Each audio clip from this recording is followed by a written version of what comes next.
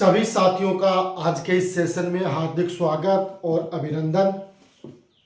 चर्चा करेंगे कुछ और महत्वपूर्ण क्वेश्चन जो आपके first grade paper second commerce के जो टॉपिक दे रखे हैं उनके रिलेटेड जो जो ऑब्जेक्टिव क्वेश्चन बन सकते हैं उन पे आज के इस सेशन पे चर्चा होगी। निश्चित रूप से आज का सेशन है वो आपके लिए काफ़ी फायदेमंद साबित होने वाला है, इसलिए जो भी साथी हमारे साथ जुड़ गए हैं वो एक बार सेशन को शेयर कर दें और साथ में जो पहली बार चैनल को विजिट कर रहे हैं वो चैनल को सब्सक्राइब कर लें, ताकि इस तरीके के जो सेशन है ऑनलाइन सेशन है वो आपको इस ऑनलाइन प्लेटफॉर्म पर मिलते रहें और आप तैयारियों में जुटे रहें। तो आज के सेशन को स्टार्ट करेंगे। अपनी जो एक महत्वपूर्ण बुक है ऑडिटिंग के जो टॉपिक है वो जो आपके पाठ्यक्रम में दे रखे हैं उनके हिसाब से चर्चा करते हुए आज के इस सेशन को आगे बढ़ाएंगे।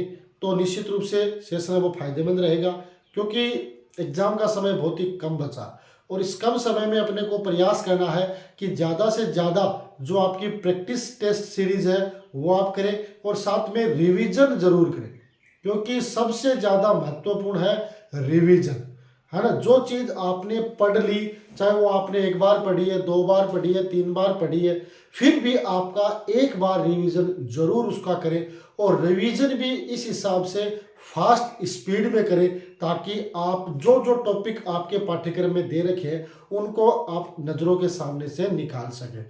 क्योंकि एग्जाम हॉल में बैठोगे तो उसके बाद जो ही क्वेश्चन है वो आपके सामने आएगा तो तुरंत वो सारी चीज़ आपके याद आ जाएगी। तो इसलिए रिवीजन है वो भी फास्ट रिवीजन करना जरूरी है ताकि हर चीज़ है वो समझ में आए। तो आज के इस सेशन में जो आपका रिवीजन है उसी रिवीजन को फटाफट करेंगे और समझेंगे कुछ महत्वपूर्ण क्वेश्चन जो आपके एग्जाम के लिए फायदेमंद साबित होंगे।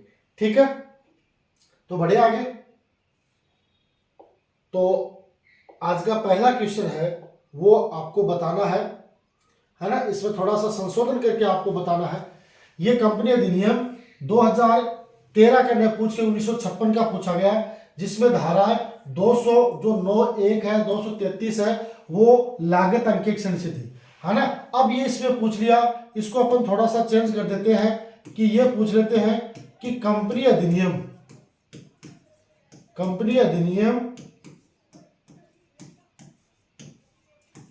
2013 की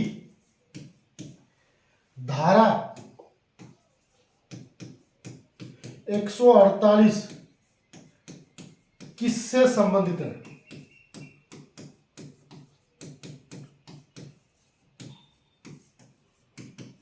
तो देखो कंपनी अधिनियम, ये आपका कंपनी अधिनियम कौन सा है 1956 वाला जो पुराना हो गया, और लेटेस्ट आपका कंपनी अधिनियम 2013।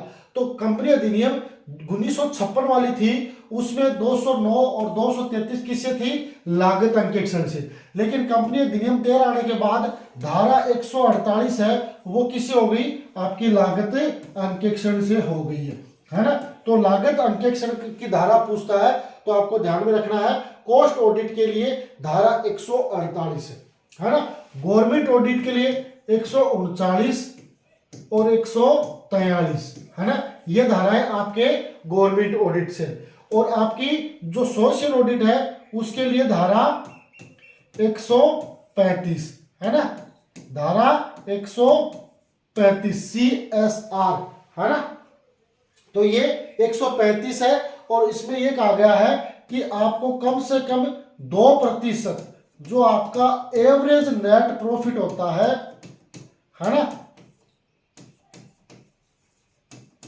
क्या है सामाजिक अंकेक्षण में क्या बताया गया है धारा 135 में कि आपका जो एवरेज नेट प्रॉफिट होता है उसका कम से कम 2% भाग है आपको समाज कल्याण के लिए खर्च करना है। तो ये सारी चीजें वो किसमें बताई गई है 135 में। तो इस सवाल को थोड़ा सा ये अपने से पूछ सकता है कि भाई कंपनी अधिनियम 2013 की धारा 148 है वो किसके अंतर्गत आती है, तो वो धारा लागत अंकेक्षण के अंतर्गत है वो आती है। ठीक है, पिछले सेशन में भी ये क्वेश्चन स्टार्ट किया था लेकिन बीच में लाइट चली गई थी, इस वजह से वो कंप्लीट नहीं हो पाया, तो अब पूरा कर दिया है, ये अपने को ध्यान में रखना है। ठीक है, बढ़े आगे।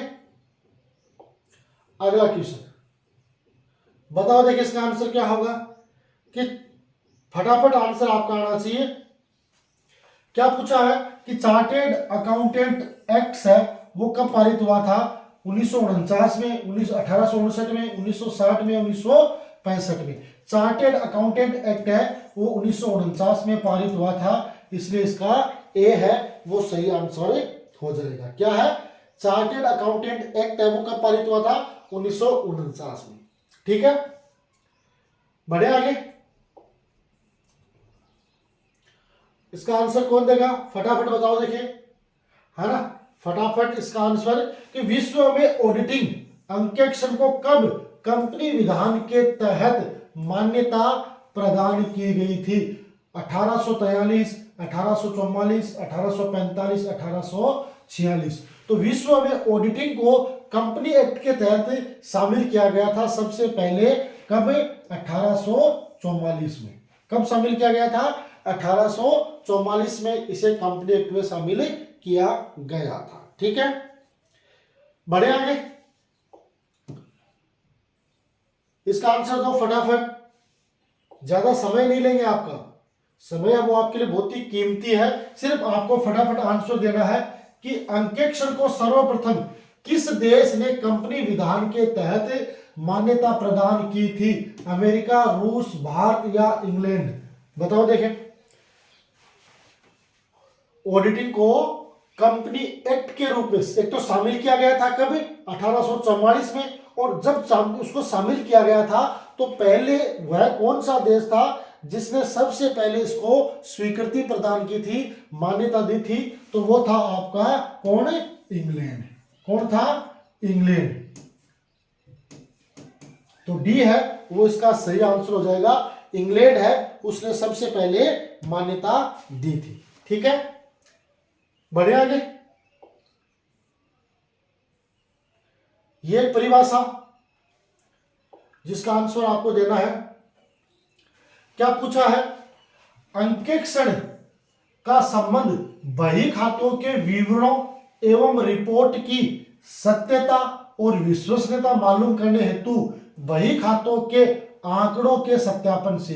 यह कथन किस विद्वान का है?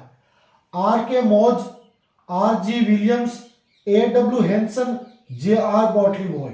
बताओ, देखिए क्या कहा है इसने कि भाई अंकेक्षण यानी ऑडिटिंग का संबंध है वो खातों बही की, जितने भी आपके अकाउंट है और जो आपके स्टेटमेंट है, आपकी रिपोर्ट है, उनकी सत्यता और विश्वसनीयता मालूम करने हेतु बही खातों के आंकड़ों का सत्यापन है। यह बात किसने कही है ये आपको बताना है। किसने कही है?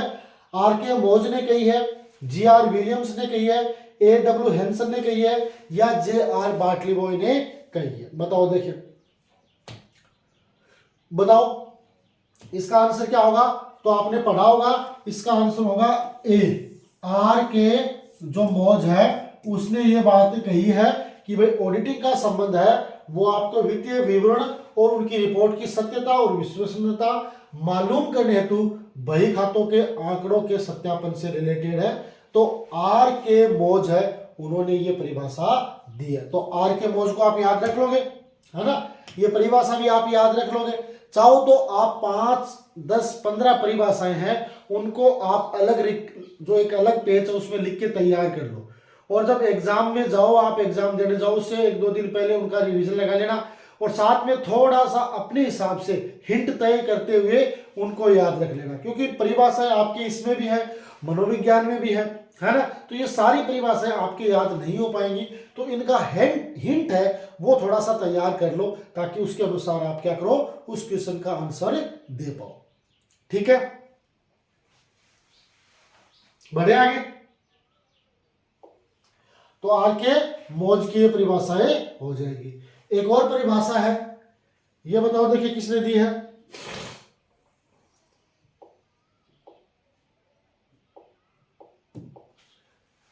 क्या है कि संपूर्ण लेखों की ऐसी जांच को अंकेक्षण कहते हैं जिससे कि उन पर या उनके द्वारा बनाए हुए विवरणों पर विश्वास किया जा सके।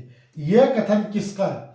Are G Williams, A W Hanson, W W Wing या जे आर बाटली बॉय? क्या कहा है कि संपूर्ण लेखों की जांच, है ना, संपूर्ण लेखों की ऐसी जांच उसको अंकेक्षण कहते हैं कि जिसके उन पर या उनके द्वारा बनाए गए जो विवरण है उन पे विश्वास किया जा सकता है ना, विश्वास किया जा सकता है। ये परिभाषा किसने दी है, इसके बारे में आपको बताना है। किसने दी है परिभाषा बताओ, है ना, विश्वास से रिलेटेड इसने बात की है। तो ये कौन होगा जो विश्वास से रिलेटेड बात करेगा, वो होगा आपका कौन, A.W. हैंसन। तो बी इसका सही आंसर हो जाएगा। क्या होगा, A.W. हैंसन ने क्या कहा है कि संपूर्ण लेखों की ऐसी जांच को अंकेक्षण कहते हैं जिससे कि उनके या उनके द्वारा जो बनाए गए विवरण है उस पर अपन विश्वास कर सकते हैं। ये बात कही है A.W. हैंसन ने। ठीक है, बढ़े आगे, बताओ। देखिए अब इसका आंसर एक और परिभाषा आपके सामने,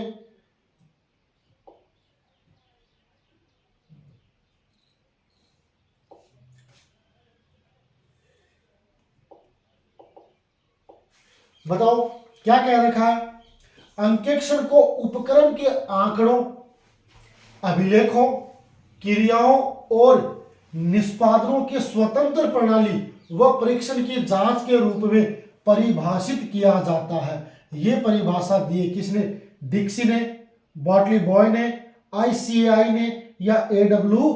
हैंसन ने। बताओ देखिए कि अंकेक्षण को उपक्रम के आंकड़ों, अभिलेखों, क्रियाओं और निष्पादनों के स्वतंत्र प्रणाली और परीक्षण की जांच के रूप में परिभाषित किया जाता है। यह परिभाषा किसने दी, डिक्सी ने दी है, बॉटली बॉय ने दी है, ICAI ने दी है या A.W.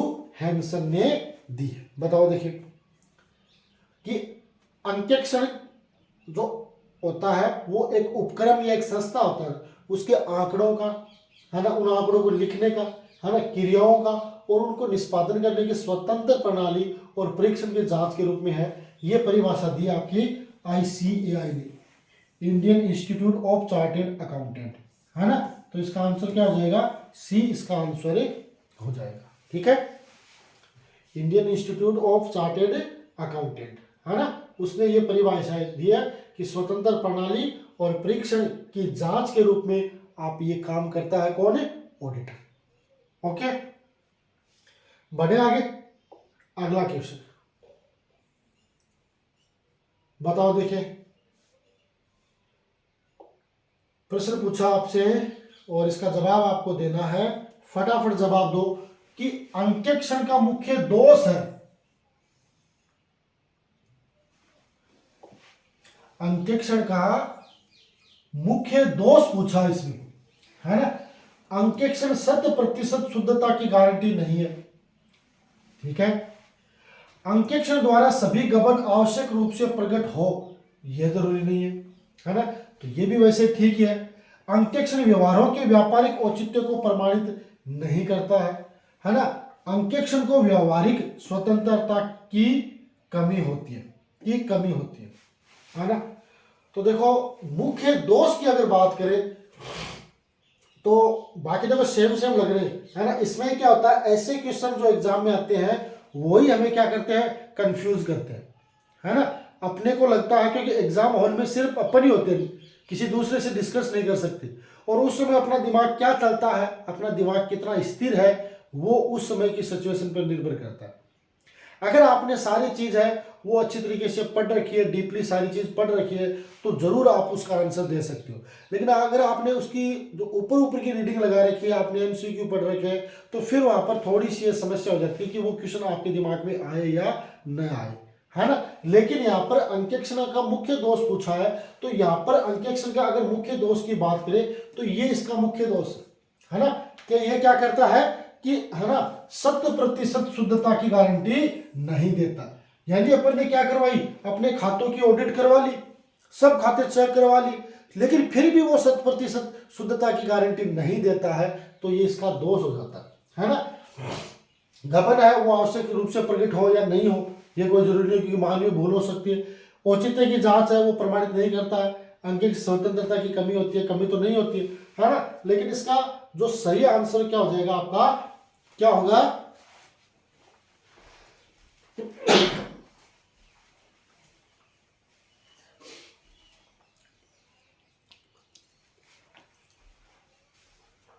क्या होगा सही आंसर? अंकेक्षण 100% शुद्धता की गारंटी नहीं देता है, इसलिए ये इसका मुख्य दोष हो जाएगा। ए है वो इसका सही आंसर हो जाएगा। ठीक है, क्या होगा? ए इसका सही आंसर होगा। बढ़े आगे।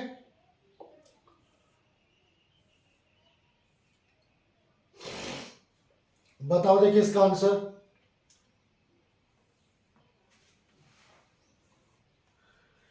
क्या पूछा है? किसी ग्राहक से प्राप्त धनराशि को गायब करके दूसरे ग्राहक से प्राप्त राशि को पहले ग्राहक के खाते में जमा कर दिया जाता है। यह क्रम निरंतर चलता रहता है, इसे कहते हैं त्रुटि, अशुद्धि, पालते रहना, दूसरों पर लादना, उपयुक्त में से कोई नहीं। इसको कहते हैं टीमिंग एंड लीडिंग।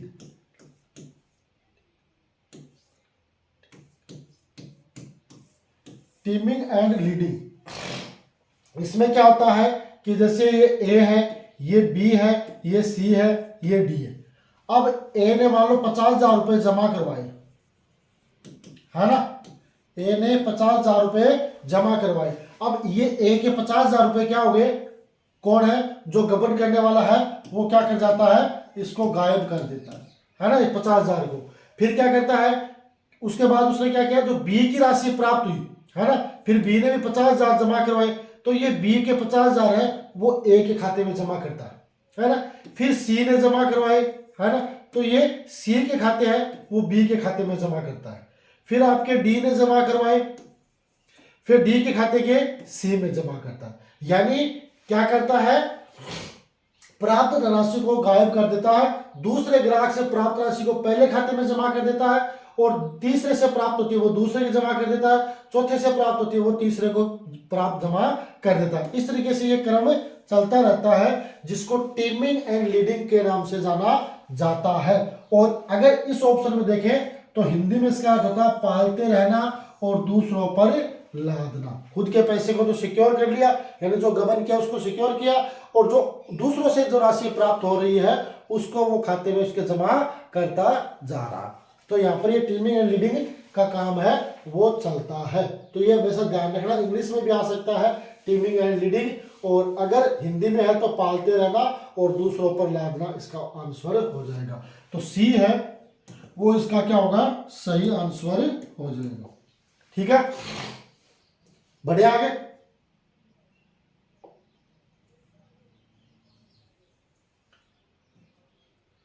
बताओ देखिए इसका आंसर।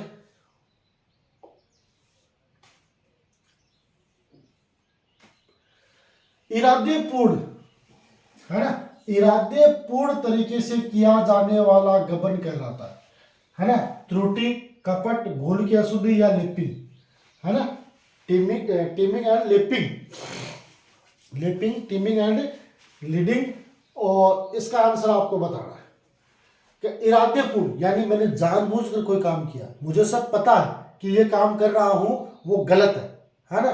इरादेपूर्ण अगर कोई भी काम करते हैं तो वो अपने को पता होता है, अपने नॉलेज में होता है कि सारी चीज अपन ये कर रहे हैं वो गलत है। इसलिए इरादेपूर्ण तरीके से करने वाला जो गबन है वो क्या कहलाता है? वो आपका कपटी कहलाता है। इसलिए बी इसका सही आंसर होगा।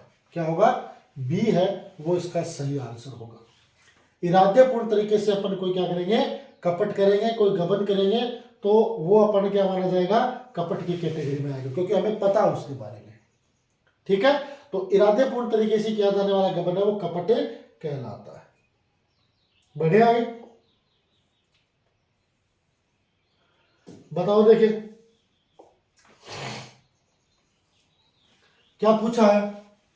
लेखा लिखने वाले व्यक्तियों की अनभिज्ञता या असावधानी से होने वाली जो भूलें वो कहलाती है त्रुटि, कपट, भूल की अशुद्धि या लिपि, है ना। एक तो होता है जानबूझकर किया जाने वाला, यानी उसके बारे में उसको पहले से पता है, तब पता है तब वो ऐसा काम करता है तो वो कपट होता है। लेकिन व्यक्तियों की अनभिज्ञता यानी उनको पता ही नहीं, या असावधानी जल्दबाजी में कोई काम किया जाता है और वहां पर कोई कमी रह जाती है, कोई गलती रह जाती है, कोई त्रुटि रह जाती है, तो उसको अपन क्या कहते हैं, उसको अपन कहते हैं त्रुटि, है ना, त्रुटि। तो ए इसका सही आंसर हो जाएगा। क्या हो जाएगा, त्रुटि इसका सही आंसर हो जाएगा। ठीक है, तो ये हमेशा ध्यान रखना, क्वेश्चन ऐसे ही आएंगे, है ना, लेकिन अपन ने अगर सही तरीके से नहीं पढ़ रखा है तो गलत कर देंगे। तो अनभिज्ञता और असावधानी से जो भूल होती है उसको अपन त्रुटि कहते हैं, और जानबूझकर जो किया जाता है उसको कपट कहते हैं। बताओ, देखिए एक और गड़बड़ी का क्वेश्चन है।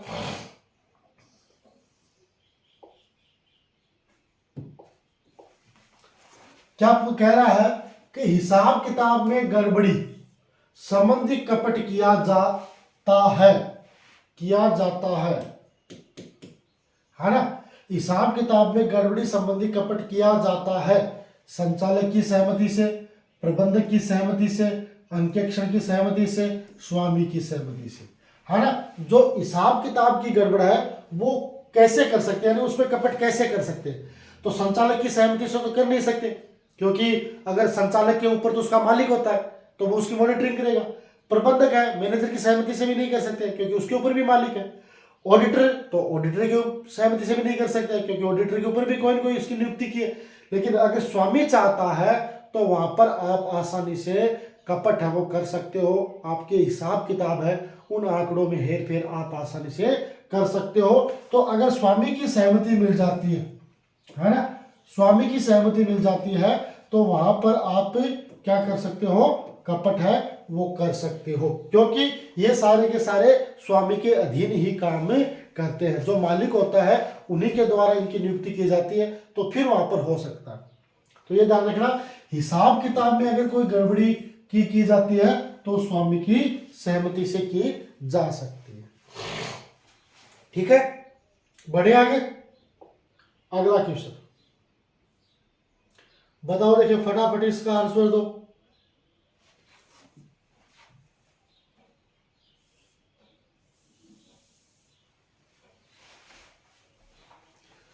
फटाफट बताओ, देखें।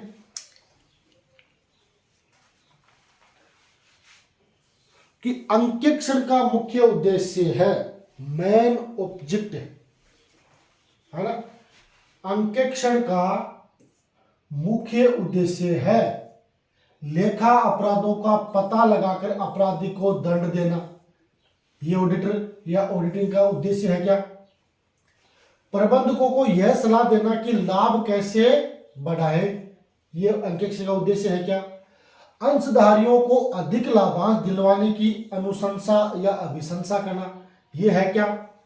व्यापार की या व्यापार की वित्तीय स्थिति को प्रमाणित करना। बताओ, देखिए which is the right answer of this question. इसका सही आंसर आपका कमेंट बॉक्स में फटाफट आना चाहिए। बताओ, देखिए।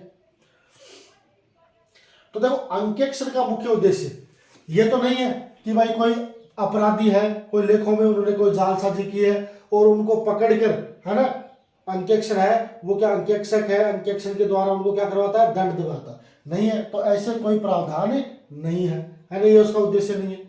प्रबंधकों को यह सलाह देना कि लाभ कैसे बढ़ाएं, यह भी ऑडिटर या ऑडिटिंग का उद्देश्य नहीं है, क्योंकि उसकी ड्यूटी ये नहीं है कि वो लाभ के लिए काम करे। वो तो जो खाते तैयार हो गए, चाहे आपके जर्नल हो, लेजर हो, चाहे आपके ट्रायल बैलेंस हो, चाहे आपके फाइनल अकाउंट हो, जो खाते तैयार हो गए उनकी क्या करेगा, वो उनकी जांच करेगा, उनको चेक करेगा कि वास्तव में जो खाते तैयार कर दिए हैं वो एकदम सही है।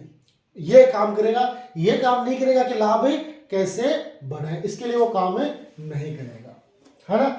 अंशधारियों को अधिक लाभांश दिलवाने की अनुशंसा, तो ये भी नहीं करेगा कि भाई अंशधारियों को लाभांश वो मैक्सिमम कैसे मिले, अधिकतम लाभांश वो कैसे मिले, तो इसके लिए भी ऑडिटर है वो काम नहीं करेगा। तो काम करेगा किसके लिए, इसके लिए कि व्यापार की वित्तीय स्थिति को प्रमाणित करेगा, कि उसके द्वारा जो ऑडिटिंग का काम किया गया है उसको वो प्रमाणित करेगा कि इस कंपनी का इस तरीके से ऑडिट किया गया है और ये पूर्ण रूप से सही है, प्रमाणित है। जो भी उनकी तरफ से उसकी अभिशंसा उसके द्वारा की जाएगी।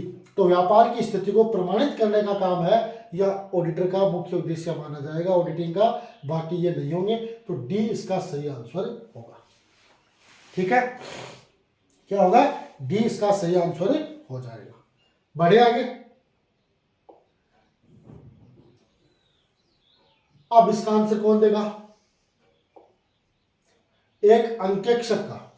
क्या पूछा है, एक अंकेक्षक का दीवानी दायित्व किस लिए होता है ना, लापरवाही के लिए, प्रविवरण में असत्य कथन के लिए, झूठे प्रमाण पत्र जानबूझकर किए गए हस्ताक्षर के लिए, या ए व बी दोनों के लिए। बताओ, देखिए दीवानी दायित्व है ना, एक तो होता है फौजदारी दायित्व, एक होता है दीवानी दायित्व, है ना। तो दीवानी दायित्व है वो किसके लिए होता है, लापरवाही के लिए।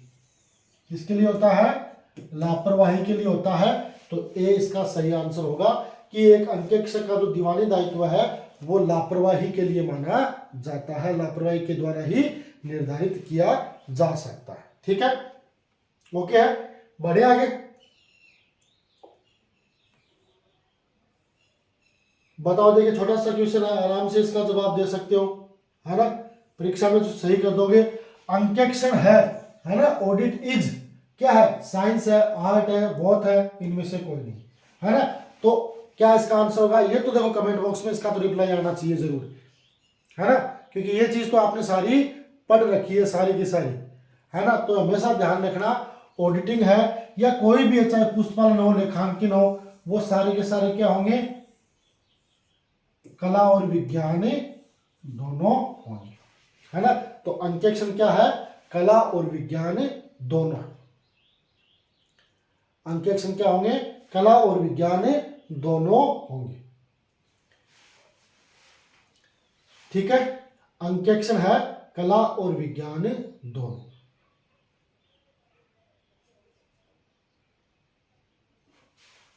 कला और विज्ञान दोनों। ठीक है, बढ़े आगे।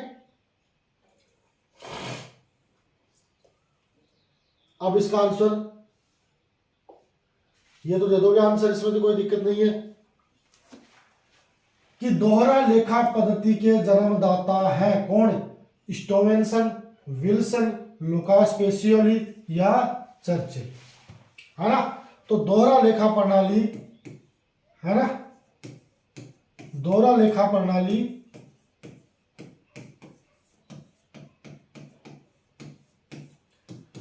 1494 में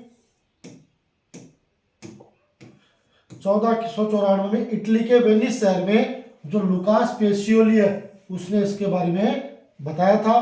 तो इसका जन्मदाता कौन हो गया, लुकास पेसियोली, है ना। तो दोहरा लेखा प्रणाली के जन्मदाता कौन है, लुकास पेसियोली। ठीक है, दोहरा लेखा पद्धति के जन्मदाता लुकास पेसियोली। बढ़े आगे। बताओ, देखिए अगला क्वेश्चन, फटाफट आंसर आना चाहिए।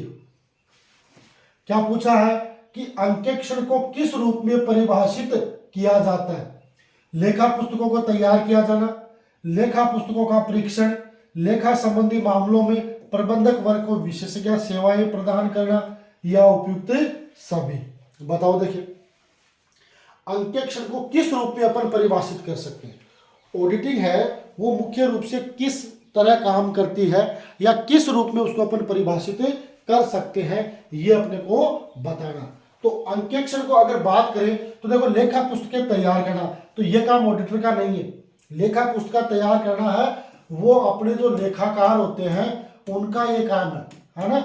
लेखाकार का कार्य है, अंकेक्षक या ऑडिटर का ये काम नहीं है ना। इसके अलावा जो प्रबंधक वर्ग है उनको विशेषज्ञ सेवाएं उपलब्ध कराना, तो ये भी ऑडिटर का काम नहीं है। ऑडिटर का तो काम क्या है, जो खाते तैयार हो गए उनकी जांच करना, है ना। तो ये दोनों नहीं है, तो ये इसका आंसर होगा। क्या होगा, लेखा पुस्तकों का उनके द्वारा क्या किया जाना चाहिए, परीक्षण किया जाना चाहिए, है ना। सही तरीके से उनकी जांच है वो की जानी चाहिए कि एक्चुअल रूप से जो खाते तैयार किए गए हैं वो सही है या गलत है। ये काम करेगा कौन, ऑडिटर। ठीक है, ये काम किसका होगा, ऑडिटर का, है ना। तो लेखा पुस्तकों का परीक्षण है वो ऑडिटर के द्वारा किया जाना चाहिए, ये इसका आंसर होगा। ठीक है साथियों। आई बात समझ में? तो ये था आज का एक छोटा सा शानदार सेशन जो आपके साथ शेयर किया गया है। निश्चित रूप से आज का सेशन है वो आपके लिए खास इंपॉर्टेंट और महत्वपूर्ण रहा होगा, ऐसी मैं आशा और विश्वास रखता हूँ। अगर आज का सेशन आपको पसंद आया तो जरूर आज के सेशन को लाइक करें, चैनल को सब्सक्राइब करें और अपने साथियों को शेयर कर दें, क्योंकि अब आपके पास बहुत ही कम समय बचा और इस कम समय को अपने को मैक्सिमम यूटिलाइज करते हुए इस एग्जाम को क्वालिफाइड करना है। अग्रिम शुभकामनाओं के साथ आज के सेशन में इतना ही। मिलेंगे अगले सेशन में, तब तक के लिए गुड बाय।